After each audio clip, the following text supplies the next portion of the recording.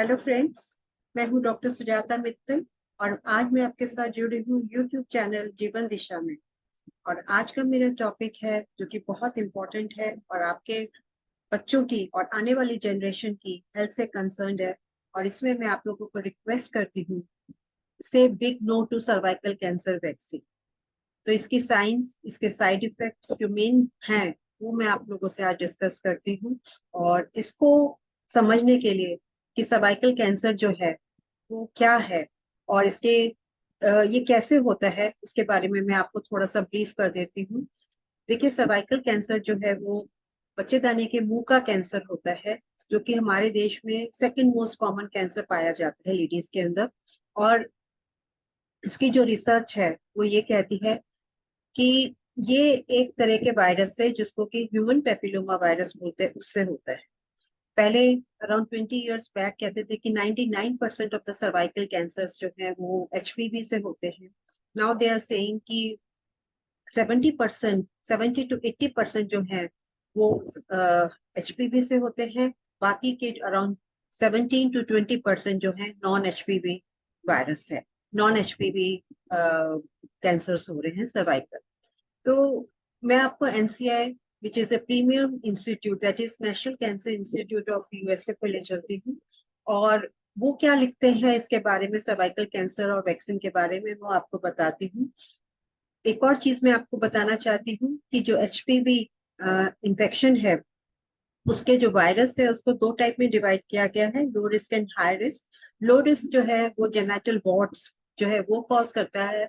और high risk जो है कि सेक्सुअली ट्रांसमिटेड होता है, उसके मोर देन 100 टाइप्स हैं। उसकी रिसर्च अभी कंप्लीट नहीं हुई है, रिसर्च चल रही है।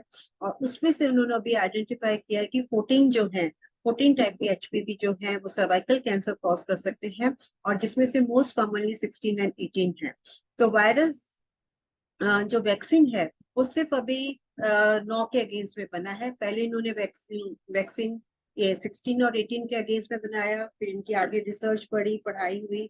अब इन्होंने एक नैनोवेलेंट जो कि 9 के अगेंस्ट में एक्टिव है, और बाकी के 5 वो अभी भी कवर नहीं करता है।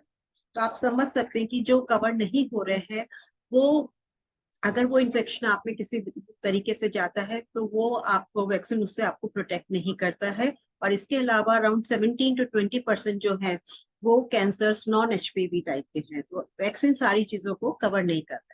तो जैसा कि मैं आपको बता रही थी कि वेबसाइट पे क्या लिखा है कि HPV can infect anyone regardless of their sex, gender, identity और sexual orientation.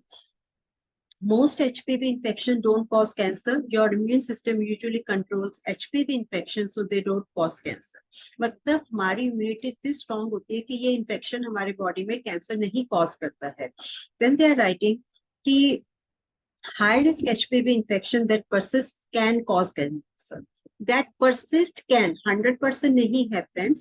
Sometimes HPV infections are not successfully controlled by our immune system. When a high risk HPV infection persists for many years, it can lead to cell changes that, if untreated, may get worse over time and become cancer. अब यहाँ पर कुछ बातें बहुत जरूरी है समझने की। इन्होंने यहाँ पर मेंशन नहीं किया है कि जो लड़कियां अर्ली जो है सेक्सुअली एक्टिव हो जाती हैं, जिनके मल्टीपल पार्टनर्स हैं, जो ओरल पिल्स लेती हैं, ओरल कॉन्ट्रासेप्टिव पिल्स लेती हैं, और जो स्मोकिंग और अल्कोहल लेती हैं, उनमें इम्यूनिटी कम हो जाती है। उनमें ज्यादा चांसेस हैं कि एचपीवी इन्फेक्शन जो है वो बॉडी क्लियर नहीं करे और उसमें इन्फेक्शन जो है वो परसिस्ट करता है। अगर ये इन्फेक्शन, इन्होंने साल भी नहीं लिखे हैं कितने साल, तो मैं आपको बताती हूँ कम से कम ये अगर इन्फेक्शन जो है अगर परसिस्ट 20 से 25 साल रहता है, तो ये बच्चेदानी के मुंह में जो सेल्स हैं उनमें चेंजेस ला सकता है। 100% जरूरी तब भी नहीं है कि वो सेल में चेंजेस आए। तो वो चेंजेस आने के बाद, सेल्स में जो चेंजेस आते हैं उनको हम बोलते हैं प्री कैंसरस लीजन्स या CIN। अगर वो ट्रीट नहीं करते हैं हम, तब उसमें जाके कैंसर बनने के चांसेस हो जाते हैं। CIN की भी कई स्टेजेस होती है। CIN 1, 2, 3 या प्री कैंसरस लीजन 1, 2, 3 जो है वो 5 से 10 साल लेता है कैंसर में कन्वर्ट होने के लिए। और CIN 2 और 3 के ज्यादा चांसेस है। CIN तो अपने आप ही बॉडी जो है वो क्लियर कर देता है। और इसके अलावा अगर आपके आप वैक्सीन ले भी लेते हैं तब भी आपको अपनी स्क्रीनिंग मतलब टेस्टिंग करवानी जरूरी है, चाहे आप वैक्सीन ले चाहे ना ले। तो ये बहुत डॉक्टर्स की, बहुत साइंटिस्ट की रिकमेंडेशन है कि जब आपको वैक्सीन लेना ही, जब आपको स्क्रीनिंग करवानी ही है तो वैक्सीन की क्या बॉडी में यूटिलिटी है। तो ये बात आपको समझनी है कि आपको स्क्रीनिंग करवानी है। बॉडी की अपनी इम्यूनिटी होती है जो आपको इस इन्फेक्शन को कंट्रोल कर देती है, और जो नेचुरल इम्यूनिटी है वो कितने साल तक परसिस्ट करती है ये हमारी साइंस ने नहीं बताया, पर कहते हैं कि 26 ईयर्स तक जो है बॉडी अपने आप इस इन्फेक्शन को कंट्रोल कर लेता है, और उसके बाद ही स्क्रीनिंग एडवाइजेबल है। तो जब 26 की एज तक बॉडी अपने आप ये इन्फेक्शन कंट्रोल कर लेता है, तो हम जो है वैक्सीन 9 से 12 की लड़कियों की एज में क्यों देना चाहता है। आइए और इसके कुछ और इफेक्ट्स हम देखते हैं। साइंस कहती है कि ये सेक्सुअली ट्रांसमिटेड वायरस होता है, परंतु ये वायरस जो है वो अनमैरिड गर्ल्स, वर्जिन्स के अंदर जो सेक्सुअली अब्यूज भी उनमें भी पाया जाता है, और नॉन सेक्सुअली ट्रांसमिटेड वायरस जो है वो स्किन में जो पाया जाता है वो आपको स्किन कैंसर से प्रोटेक्ट करता है। तो ये बहुत ही दो वेराइट चीजें हैं कि एक तरह का एचपीवी आपको जो है स्किन के कैंसर से प्रोटेक्ट करता है, और एक तरह का एचपीवी जो है आपका वो आपका कैंसर, सर्वाइकल कैंसर कॉज करता है। तो ये पैराडॉक्स सिचुएशन एक तरह की है। और अब वापस रिसर्च में, जैसे मैंने आपको पहले भी बताया कि रिसर्च कहती है कि 20% केसेस जो है सर्वाइकल कैंसर के वो नॉन एचपीवी वाले हैं। तो अब फिर हम वैक्सीन क्यों दें, सबसे बड़ी बात यह है। देखिए सर्वाइकल कैंसर जो है वो 40 की एज से पहले कभी होता ही नहीं है, बहुत ही रेयर से रेयर आपके चांसेस हैं। और प्री कैंसरस लीजन या CIN जो वन मैंने आपको बताया, वो 15 से 20-25 साल तक रहते हैं, और उनको स्क्रीनिंग के थ्रू ही डिटेक्ट कर सकते हैं। वैक्सीन आपको 100% प्रोटेक्शन नहीं देता, ये गार्डासिल के इनके पैकेज के जो वैक्सीन है उसके ब्रोशर पर लिखा हुआ रहता है। तो क्यों हम इतनी यंग गर्ल्स को, जबकि 26 ईयर्स के बाद ही स्क्रीनिंग करनी होती है और बॉडी 26 की एज तक अपने आप वायरस को क्लियर कर देता है, तो हम यंग गर्ल्स को क्यों टारगेट करना चाहते हैं। और हमारी रिसर्च और ट्रायल्स जो हुए वो ये भी नहीं बताते कि जब वायरस आप वैक्सीन देते हैं तो कितने साल तक एंटीबॉडीज रहती है, जैसे कि कोरोना में भी आप लोगों ने देखा। तो कुछ they are writing extended immunity, पर चलिए हम मान लेते हैं कि आपकी एंटीबॉडीज बॉडी में 25 साल तक रहती हैं मैक्सिमम, जो अभी तक मान लीजिए 25 साल तक रहती हैं। तो वो अगर हम 15 साल की लड़की को हम ये वैक्सीन देते हैं तो 25 साल उसमें और ऐड करें तो 40 साल तक, जबकि वो 26 साल तक तो इम्यूनिटी अपने आप ही बॉडी की रहती। तो 40 साल तक ये जो है इसकी एंटीबॉडीज रहती हैं। तो एंटीबॉडीज जो है वो प्री कैंसरस लीजन को प्रिवेंट करती है, कैंसर को नहीं। और प्री कैंसरस लीजन आपके सिर्फ स्क्रीनिंग से ही डिटेक्ट हो सकते हैं। तो फिर वायरस की यूटिलिटी कहाँ पर आती है, ये बात सबसे ज्यादा समझने की, वो भी इतनी यंग एज के अंदर। देन उसका जो ब्रोशर है उस पर लिखा हुआ है कि 100% गारंटी नहीं है कि जिनको वैक्सीन दे रहे हैं वो वो वैक्सीन में 100% प्रोटेक्शन नहीं। और जैसा कि हमने अभी समझा कि जिनकी इम्यूनिटी कम होती है, मान लीजिए 10% लोगों की इम्यूनिटी कम होती है, तो 90% बाकी गर्ल्स को वैक्सीनेट करने की क्या जरूरत है। तो these are the most important things which I want to know, you want all of you to know. ऐसे ही कंपनीज जो हैं, फार्माकोलॉजिकल कंपनी जिन्होंने वैक्सीन बनाया है, वो अब टारगेट बॉयज को कर रहे हैं कि जेनाइटल वॉर्ड्स, जबकि जेनाइटल वॉर्ड्स के incidence through out world 2 to 5%, मतलब 100 लोगों में से 2 या 5 को ही ये वॉर्ड्स होते हैं। तो 95%, वो भी यंग लड़के को, 9 से 12 या 15 साल तक की एज के बच्चों को आप ये इंजेक्शन क्यों लगाना चाहते हैं। मैंने पहले बताया था कि दो पहले 16 और 18 के अगेंस्ट में वैक्सीन आया, 14 हाई रिस्क बोलते हैं जिनसे कैंसर हो सकता है। नैनोवेलेंट सिर्फ 9 को कवर करता है, 5 को कवर नहीं करता है, और 5 से भी आपको कैंसर हो सकता है। तो फिर वैक्सीन की क्या जरूरत है। और जब बहुत सारे हमारे मेडिकल क्वेश्चंस जो हैं वो अनआंसर्ड हैं। एक छोटा सा एग्जांपल उसमें ये है कि अगर हमारी नेचुरल इम्यूनिटी कितने टाइम तक बरकरार रहती है, इसका आंसर हमारे पास नहीं है। और इसके अगेंस्ट में, वैक्सीन के अगेंस्ट में, अमेरिका में 10,000 लॉ सूट्स केसेस चल रहे हैं जुलाई 2023 तक, और 830 मिलियन रुपीस जो है मार्च 2020 तक पेरेंट्स को और बच्चों को अवार्ड कर चुका है जिनके बच्चे सफर हुए। और ये जो सारी स्टडीज है उनमें निकल के आया है कि auto immune disorders, neurological disorders और कुछ में डेथ्स, ये मेन इनके साइड इफेक्ट्स हैं। अब इसके ब्रोशर पर क्या लिखा हुआ है वो मैं आपको बताना चाहती हूँ। कुछ बातें मैं आपको पहले बता चुकी हूँ और कुछ इस पर पढ़ के बता रही हूँ, क्योंकि फर्स्ट में यही लिखा हुआ है कि आपको स्क्रीनिंग जरूरी करवानी है, और नॉन एचपीवी जो है उससे आपको ये प्रोटेक्ट नहीं करेगा। जो बाकी के 5 बचे हुए टाइप्स हैं उनके अगेंस्ट में ये आपको नहीं प्रोटेक्ट करेगा। अगर आपके अंदर ऑलरेडी मान लीजिए 16 या 18 का इन्फेक्शन प्रेजेंट है एचपीवी का, और आप तब वैक्सीन लगवाते हैं तो ये आपको प्रोटेक्ट नहीं करेगा। और जब हम वैक्सीन लगाते हैं तो हमारी गाइडलाइंस में कि आपको ये टेस्टिंग नहीं करनी कि आप में ये इन्फेक्शन प्रेजेंट है कि नहीं। तो आप खुद समझिए, जब आप डोज ले रहे हैं और अगर आप में इन्फेक्शन वो है, मान लीजिए 16 और 18 जो कि बहुत ही हाई रिस्क कंसिडर होते हैं, आपने तब वैक्सीन ले लिया और ये इन्फेक्शन है तो आप प्रोटेक्टेड ही नहीं होंगे, तो फिर इसको वैक्सीन को लेने का क्या फायदा है। और टेस्टिंग आपको 100% करवानी पड़ेगी। इसमें जो मोस्ट इम्पोर्टेंट पार्ट है वो मैं ये आपको बताना चाह रही हूँ कि vaccination with Gardasil may not result in protection all vaccine recipient. आपने कभी टीटी के बारे में पढ़ा, टिटेनस का जो लेते हैं, आपने डीपीटी लेते हो, उसमें लिखा हुआ है कि vaccination with Gardasil may not result in, मतलब 100% जरूरी नहीं है कि आपका प्रोटेक्शन हो। और 26 के बाद ये अगर वैक्सीन आप लेते हो तो आपका जरूरी नहीं है कि आपको CIN 2 और 3 या प्री कैंसर लीजन से ये प्रोटेक्ट करे, जबकि इसी एज ग्रुप में ये CIN लीजन्स जो है वो मोस्ट कॉमन होते हैं। 26 से पहले तो बॉडी अपने आप इन्फेक्शन को एलिमिनेट कर देती है। और जैसा कि HPV नेगेटिव कैंसर्स मैंने आपको बताया, उसके लिए बहुत सारे डॉक्टर्स का कंसर्न है। डॉक्टर जेनिफर लोगन ने लिखा कि HPV negative cervical cancer research and progress has been overshadowed by progress for HPV positive cervical cancers.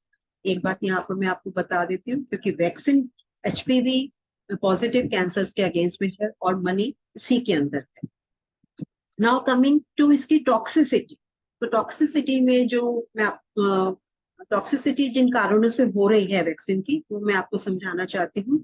क्योंकि जब भी वैक्सीन बनता है तो जो जिसके अगेंस्ट में वैक्सीन बना है, जैसे वायरस HPV है तो उसका वायरस का पार्टिकल होगा या डेड वायरस होगा या एक्टिवेटेड बहुत मिनिस्क्यूल अमाउंट में वायरस एक्टिवेटेड होगा, प्लस उसके साथ एडजुवेंट होता है ताकि वो स्टेबलाइज कर, हम उसको स्टेबलाइज कर सके, प्लस बॉडी की इम्यूनिटी को एक्टिवेट कर सके। तो जो एडजुवेंट्स हैं, HPV के जो एडजुवेंट्स हैं उनके कारण ही उनकी टॉक्सिसिटी मेन है।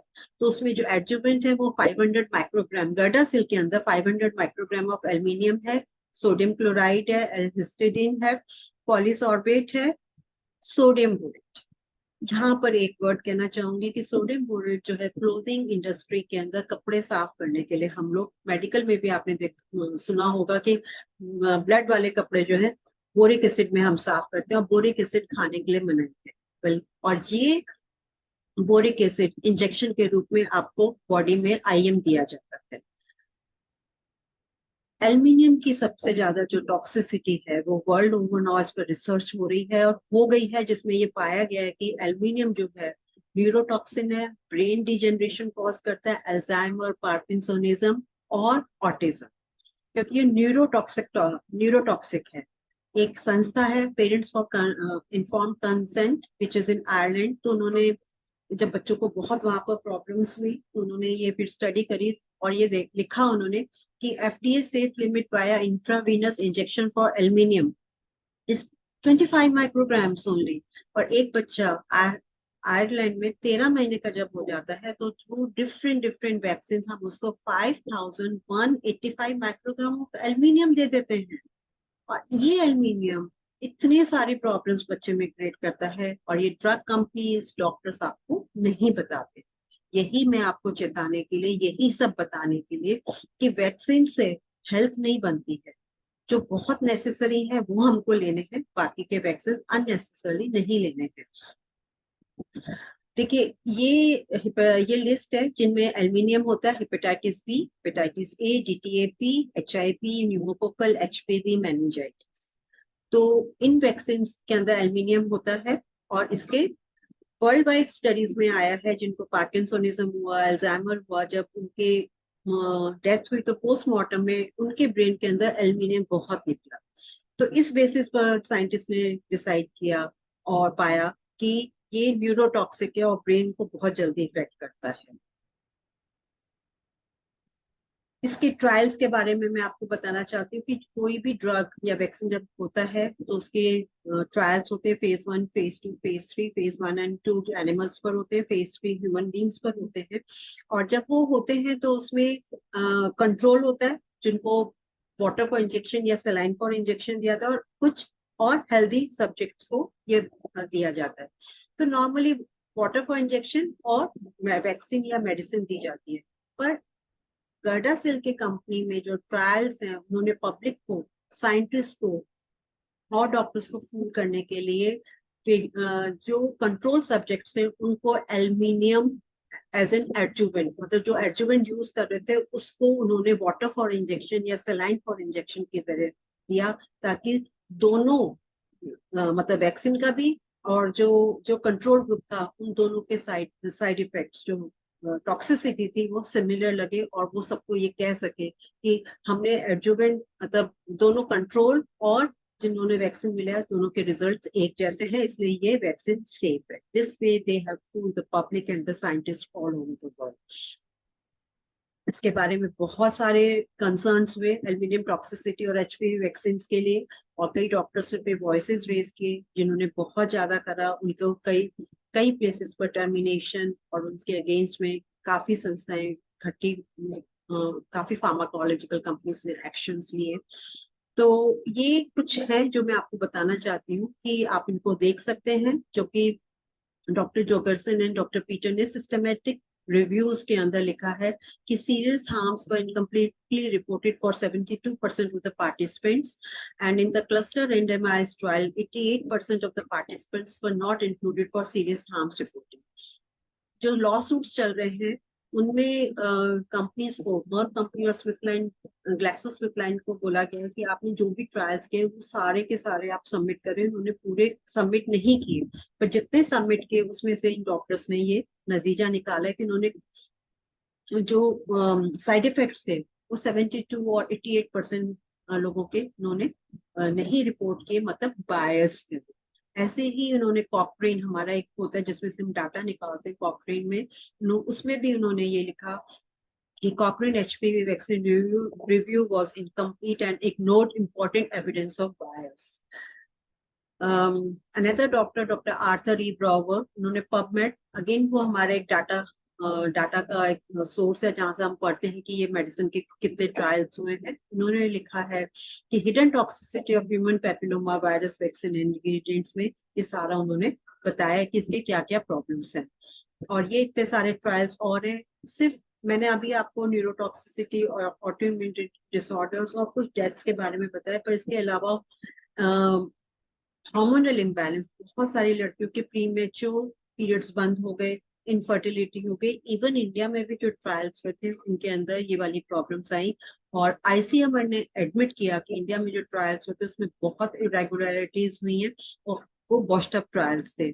स्पेन में 2018 में 1283 एडवर्स रिएक्शंस एचपीवी के पाए गए and 43% of them were really very serious. ऐसे ही 2009 में डॉक्टर अमर जसानी, जो एक्टिविस्ट भी हैं, डॉक्टर हैं, उन्होंने then union minister for health and family welfare mister Ghulam Nabi Azad को लिखा कि इसको वैक्सीन, ये ट्रायल्स बंद होने चाहिए, ये वैक्सीन कभी भी इंडिया में लॉन्च नहीं होना चाहिए। Screening is the only safe way to prevent the cervical cancer. But India में ये भी लॉन्च हो गया। ऐसे ही जापान में भी ये बैन हुआ था, और जब क्योंकि बच्चों को बहुत प्रॉब्लम हुई, लड़कियों को बहुत प्रॉब्लम हुई, तो फिर गवर्नमेंट को इसको बैन करना पड़ा। और जो प्रॉब्लम जैसे ही बैन किया, जो प्रॉब्लम्स होती सारी होनी बंद हो गई।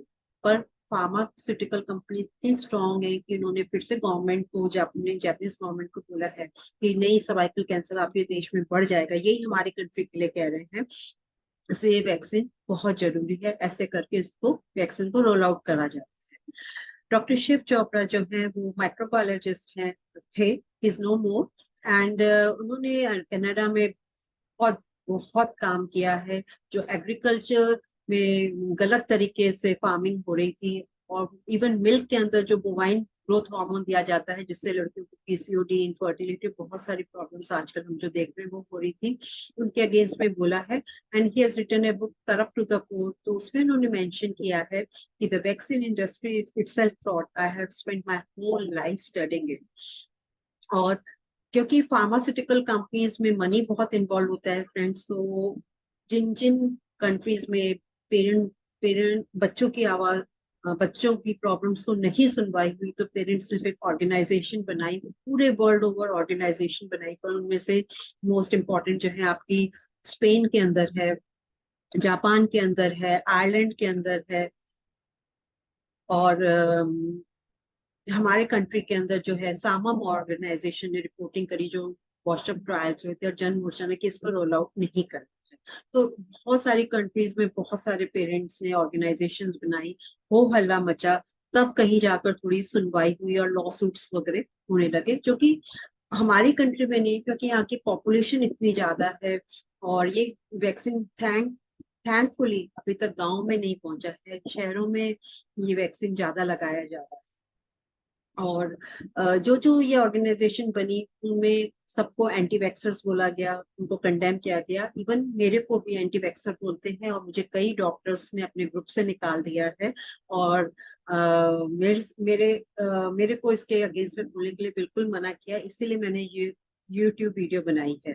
और ये एविडेंसेस है in the forms of documentaries and books. ये वैक्सीनेटेड गर्ल एक डॉक्यूमेंट्री भी है, एचपीवी वैक्सीन ऑन ट्रायल, बहुत अच्छी किताब है, इसमें सारे बहुत सारे केसेस है अमेरिका के, पूरी वैक्सीन, एचपीवी वैक्सीन की जो ट्रायल्स है उनके बारे में, और इसके साइड इफेक्ट से लेकर जो सफरर्स हैं उनके बारे में लिखा हुआ है। शैटर ड्रीम अभी रिलीज हुई है, तो ये आप सबको at least HPV vaccine on trial book पढ़नी चाहिए। वैक्सीनेटेड गर्ल्स भी आप जो है पढ़े या डॉक्यूमेंट्री देख सकते हैं। और लास्ट बट नॉट लीस्ट मैं आपको कहना चाहती हूँ कि एक 5 साल के बच्चे को हम कम से कम 20 से 30 वैक्सीन जिसमें इतने सारे केमिकल्स मिले हुए हैं वो दे देते हैं। और जब बच्चा होता है तो हमारे पुराने टाइम से हम शहद और सोने का भस्म देने के जो रिवाज है उसके लिए डॉक्टर्स मना करते हैं, गाय का दूध देने के लिए मना करते हैं, डब्बे का दूध देने के लिए आपको एनकरेज करते हैं। ये कैसी साइंस है जहाँ पर जो नेचुरल चीजें हैं वो बच्चे को देने की बजाय आप बच्चे को पूरा ओवरलोडेड केमिकल से कर देते हैं, एंड देन वी एक्सपेक्ट कि हमारे बच्चे हेल्दी रहेंगे, इंटेलिजेंट होंगे, they will be having a very healthful and intellectual society. This is not possible friends अगर हम इतने सारे chemicals अपने बच्चे को दें। So do please post your views and comments, I'll be waiting for that. Thank you.